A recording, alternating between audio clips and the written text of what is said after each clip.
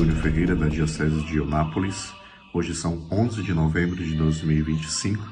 Hoje pela manhã, no grupo do clero, nós recebemos, mais uma vez, a notícia de que um dos nossos irmãos no sacerdócio tirou a sua própria vida.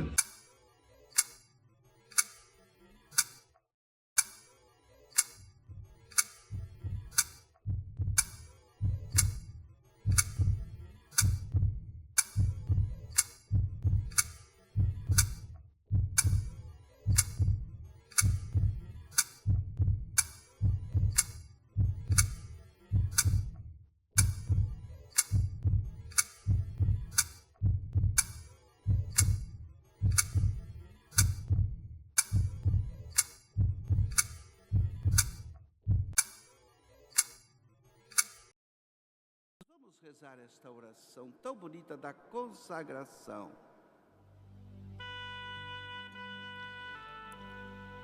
Ó Maria Santíssima, pelos méritos de nosso Senhor Jesus Cristo, em vossa querida imagem de Aparecida, espalhais inúmeros benefícios sobre todo o Brasil.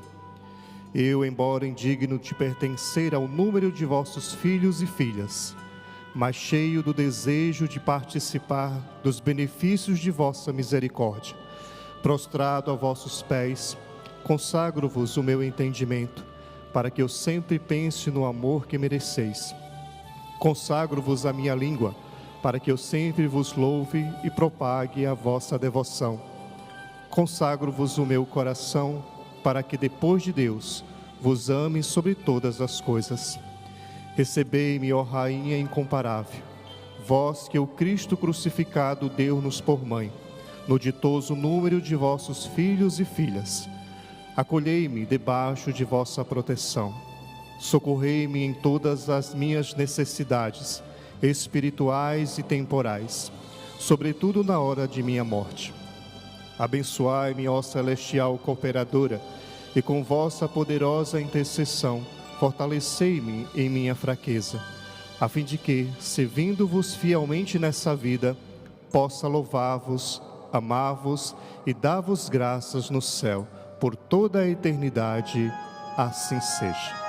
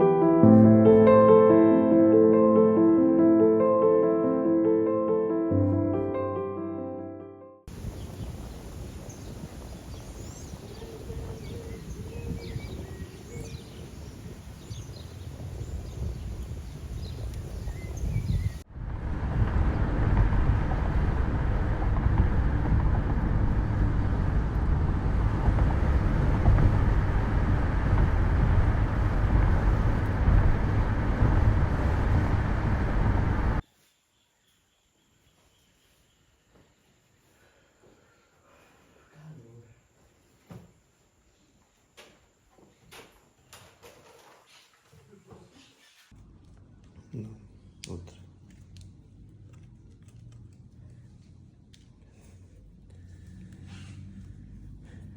Filho nosso Senhor, que foi concebido pelo poder do Espírito Santo, nasceu da Virgem Maria, padeceu sob Pôncio Pilatos, foi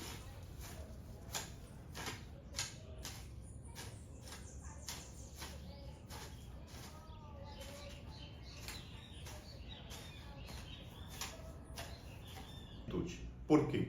Porque se o padre quer realizar santas missas, inclusive talvez diariamente, já não há participação. Então o padre está inventando moda. Se o padre permanece sem realizar santas missas semanais ou até mesmo faz esse jogo para poder ter um número maior de participantes numa única celebração, é porque o padre é preguiçoso, está tirando missas. Então a gente nunca é o suficiente para vocês.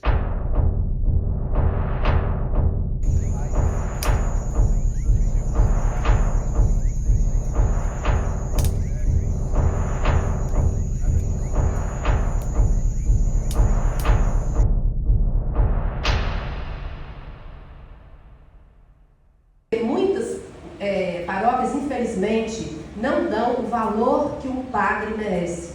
O padre, ele abre mão da vida dele, ele abre mão dos sonhos dele, dos projetos dele, e muitas vezes ele passa fome, ele passa solidão, ele chora, ele passa muitos problemas, porque se a gente tem problema na comunidade, imagina o padre. E aí, muitas comunidades falariam o quê? A igreja é rica, a igreja compra, né? Nós não estamos aqui para julgar e dizer se a igreja é rica, se a igreja é pobre, se a igreja compra. Nós estamos aqui para cuidar do nosso pastor, que é nossa obrigação e está dentro da palavra de Deus. É nossa obrigação cuidar do nosso pastor, porque ele está cuidando da gente. Ele está cuidando da gente. Cada missa não é o padre só que está aqui. Jesus está nele, através dele. Então, olhando para o padre, a gente está olhando para Jesus. E como é que a gente vai deixar Jesus com fome? Como é que a gente vai deixar Jesus sem o amparo que ele precisa? Então, é nossa obrigação, sim, cuidar do nosso pastor. O manicômio majestoso. Padre Ronan inicia o texto dizendo, abre aspas, hoje mais um padre se suicidou, mais um. A notícia chega como sempre, rápida, sussurrada e imediatamente engolida pelo silêncio institucional. A igreja pede orações, mas não pede explicações. Reza, mas não encara. Consola, mas não questiona. A cada morte, nada muda. A cada tragédia, tudo continua igual. E a pergunta mais urgente, a que ninguém quer pronunciar, explode por dentro. Quantos cadáveres serão necessários para admitir que a igreja está adoecendo seus próprios ministros? O cenário já não pode ser descrito com suavidade. A instituição se tornou um manicômio majestoso. Majestoso nos símbolos, manicômio no funcionamento. Um lugar onde a aparência litúrgica convive com um colapso psicológico, onde a disciplina pastoral esconde o desespero dos que servem, onde a homilia fala de esperança enquanto os presbíteros penduram a própria vida no limite. Foucault explicou que toda instituição que precisa preservar sua imagem antes de enfrentar sua verdade cria dispositivos de controle que sufocam o indivíduo. A igreja, nesse ponto, tornou-se um laboratório perfeito do que ele chamou de tecnologias de poder. Vigilância, normalização e silenciamento. Padres são treinados para parecer fortes, obedientes, impecáveis. São moldados para funcionar, não para viver. O sofrimento é visto como falha, a fragilidade como uma ameaça. O resultado é um corpo clerical disciplinado até a exaustão.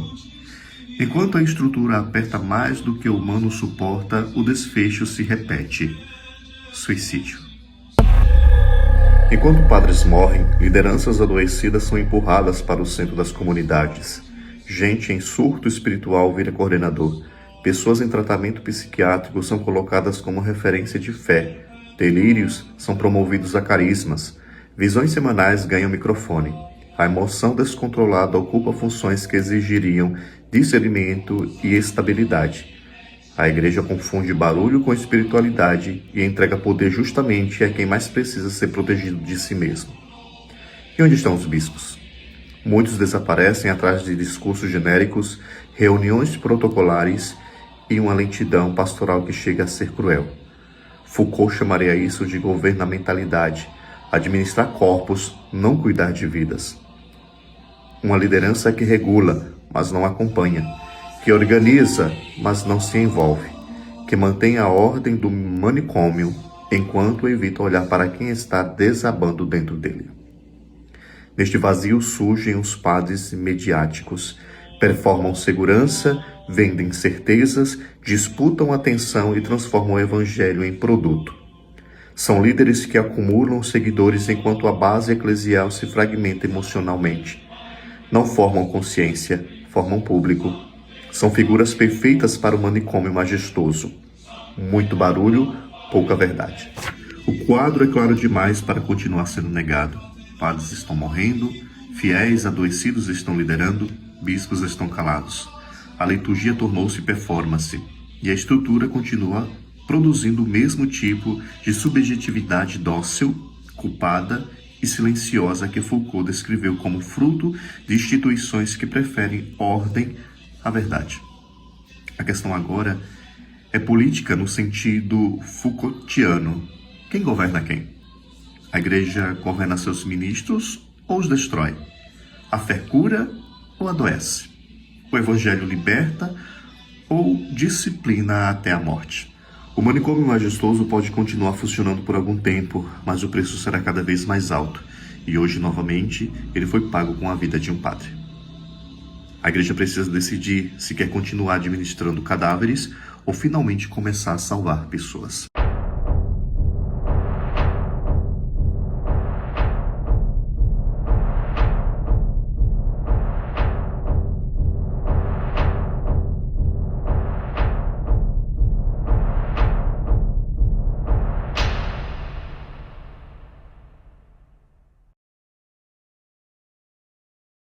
Pesado foi quando foi pro Júnior sair de casa.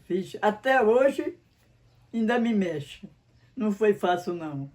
Eu deitei de noite, cacei o travesseiro, não encontrei, não tinha nada na cama, nem o colchão não tinha mais. E graças a Deus foi um bom menino, só foi a recordação de ficar sozinho sem o Júnior dentro de casa. Até hoje eu sinto falta.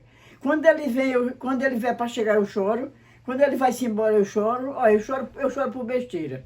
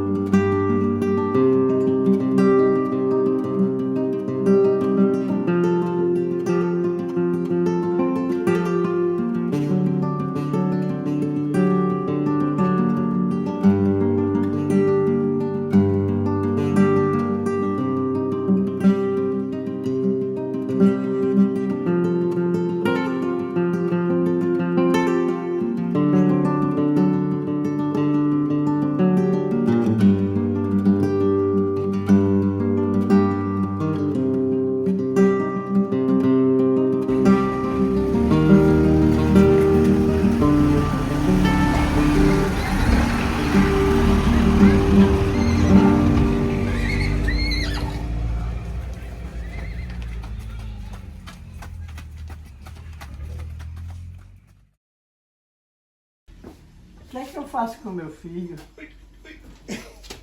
Faça. Comprou um micro-ondas para a mãe, foi meu filho. Meu Deus do céu. Que Nossa Senhora é a mãe do meu filho, mas é nós duas, viu? É eu e o meu filho, meu Deus, só tu, meu filho. Que Jesus te abençoe. Amém.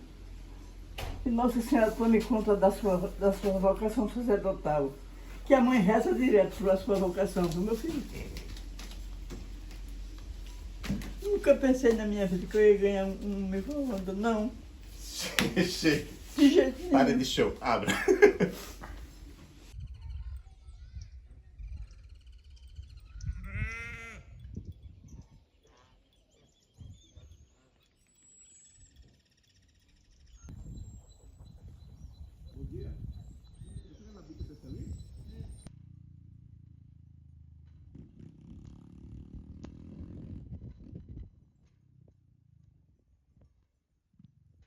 Eu disse, ele ficou em crise. Você não sabe, não.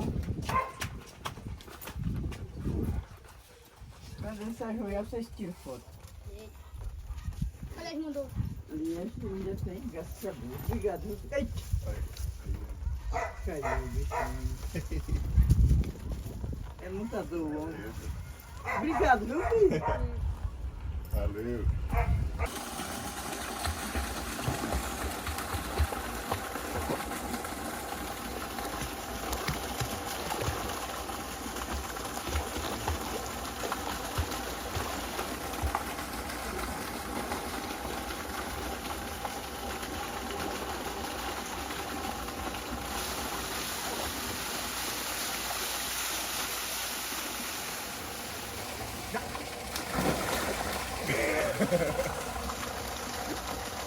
quando o Júnior era criança, ele só falava em ser padre. Até me abusava tanto. Não de falar tanto de ser padre, que nós não podemos não você ser padre. Que a vida era financeira, nós não tinha condição. Mas ele só falava, eu vou ser padre. Aí começou, foi para o catecismo, a professora dele era a própria irmã, e ele começou naquela caminhando para a igreja, e direto, gostava muito de desenhar, só desenhava santo, fazia igreja, só fazia igreja quando era dia dos pais, dia das mães. Ele só fazia uma igrejinha para dar gente, que o santo tinha trepado, então o santo preferido era Nossa Senhora das Graças. E ainda até hoje eu só entrego a ele Nossa Senhora das Graças. Eu nunca recebi reclamação dele da escola, nunca recebi, de jeito nenhum. Ele só tirava boa nota, era um menino legal, não me deu preocupação em nada, não namorava, não bebia, não me fazia raiva em nada, ajudava muito dentro de casa, gostava muito de Deus e dos avós. Foi excelente a vida do Júnior. Eu amava o meu filho de coração, eu amamentei ele 5 anos sem parar. Aí a vida dele sempre foi assim. Ele era um menino muito bom, muito obediente, ele nunca me desobedeceu de jeito nenhum, mas a cegueira era de ser padre.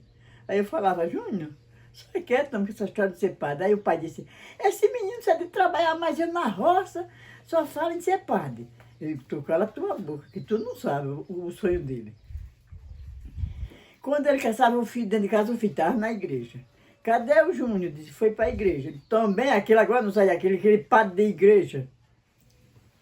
Que de fato que foi mesmo padre de igreja, até hoje, né? Aí quando foi, agora o pesado foi quando foi para o Júnior sair de casa. Até hoje ainda me mexe. Não foi fácil não. Eu deitei de noite, cacei o travesseiro, não encontrei, não tinha nada na cama, nem o colchão tinha mais. Mas ele queria ser padre. A primeira viagem que ele foi para Penedo. Aí então tinha que ajudar no comestível da semana. Aí eu fiz uma feirinha para ele levar. Aí ele ainda foi 4 vezes para Penedo. Depois foi para Maceió. Aí depois foi para Recife. Já como depois de muito tempo. Aí foi para o Recife. Quando ele passou para lá uns dias, quando chegou do Recife, chegou desgostoso. Cabeça baixa, não falava nada. Júnior, o que é que você tem? Eu levei um não. Não fui aprovado não. Eu falei, meu filho, não tem nada não. Não se preocupe com isso não. Que quando Deus fecha uma porta, abre outra. Você está preocupado porque nós não temos dinheiro, não tem nada a arrumar. Mas você confia em Jesus. Que se eu me aposentar, meu filho, a mãe segue em frente até o meu filho chegar não do meu filho chegou onde está. Aí ele é mesmo, mamãe, eu digo, é. Aí ficou. Quando foi depois, ele começou de novo, começou viajando de novo, viajando. E eu sempre animando ele. E eu caminhando para a minha aposentadoria. Quando eu chegava, ele dizia, e aí, mãe? Digo, não sei, vou esperar a carta. Quando a carta chegava, não era aprovada. Aí ele dizia, oh meu Deus, como vai sendo? Digo, eu peço, eu saio pedindo por aí afora. Os amigos, aí fazia uma campainha, uma coisa, outra. Foi que foi dando certo. Eu pedi tanta doação para esse filho que alisei a cara. Mas alisei de uma maneira boa, né? Quando foi depois, como eu disse, muito tempo, eu levei 7 não na minha aposentadoria. Mas no dia que eu disse que a carta chegou, eu estava mais ele na hora que eu tirei a carta. Mas foi uma alegria que o meu filho teve, e eu ainda tive ainda mais. Aí desse tempo por diante, ela melhorou alguma coisa. Melhorou 30%. Até hoje, a minha vida está garantida no meu aposento, que para começar até hoje eu ainda ajudo ele um pouquinho, mas eu ainda ajudo. De coração. Que é uma felicidade eu ter o meu filho ser padre. Agora só que não foi fácil não. Mas Deus deu o jeito dele sair de casa, como de fato que ainda hoje vive viajando. Maria Santíssima é a mãe dele. E eu também sou a mãe, e eu entrego todo dia a ele a Nossa Senhora das Graças. Não tenho dia para não dizer, ô minha mãe, tome conta do meu filho. Todo sábado eu tenho uma penitência de acender uma vela para Nossa Senhora das Graças. Vai aqui como meu filho está mandando para a senhora proteger ele, encher a cabeça dele de amor e carinho. mais do que o que eu dei a ele. Que eu só não sei se eu fui boa mãe, mas eu tive muita paciência com ele. Um dia eu tive uma raiva dele, que eu tenho que pedir perdão a ele disso. Ele disse, menino, vá-se embora, sai de perto de mim. Aí o meu filho saiu para o terreiro, eu disse, gente, eu vou tirar depressinha. Aí ele voltou depressinha, se abraçou comigo. Até hoje eu tenho esse arrependimento, mas passou. E quero acolher com alegria aqui um sacerdote que veio nos visitar, pedir para que ele se apresente. Padre Júnior, Paróquia Santa Luzia, Pindorama, Distrito de Porto Seguro, Diocese de Eunápolis, na Bahia.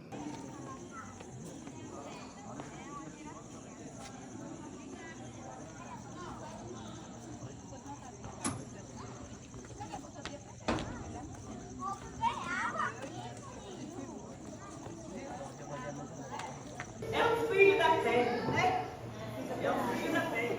Nós temos fruto da nossa terra, sendo luz para nós, enviado por Deus.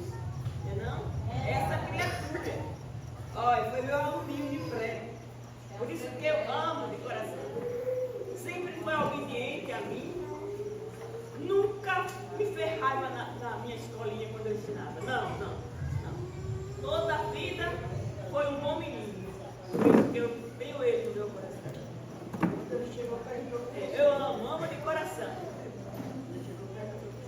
E foi, né? Eu sei que ele não quer nem Então, gente, eu digo, olha, nós temos frutos aqui no nosso povoado. Nós somos pessoas que nós deveremos sempre agradecer a Deus todo santo dia. Porque o nosso povoado é pequeno, mas nós somos todos privilegiados. Porque aqui nós temos padre, enfermeiros, agente de saúde, né, gente? Nós temos ministros para andar nas portas dando comunhão. Nós temos tudo, gente. E o maior que nós temos, nosso tesouro, é ele que está ali, ó, o sacrário, né? Então, gente, a gente somos privilegiados nesse nosso povoado do pequeno. É isso? Então, vamos pela saúde.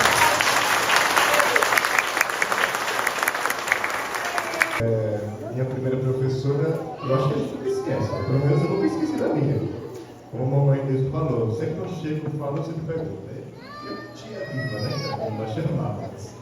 Tinha viva, né? Viva. Então, que bom, né? Que a gente tem uma comunidade que ainda, graças a Deus, em meio a esse mundo que sempre quer tirar-nos o mais essencial, que é Deus, continuamos firmes na fé, né? E a gente, pelo menos eu percebo que, eu espero que vocês não tenham vindo hoje nessa missa por somente minha causa, mas principalmente por Cristo. São 5, máximo 6 dias. Então foi isso que eu fiz. Não me dei férias, como é que nós temos sair? E aí eu vim, né? Já dei uma passadinha em Queimados, que foi minha outra paróquia que eu vivi, visitei lá os amigos. E depois vim para cá, né? Só para celebrar junto com vocês. Que abençoe. Fique com Deus, Deus abençoe a senhora. Nossa Senhora deu uma boa sorte pro meu filho, viu?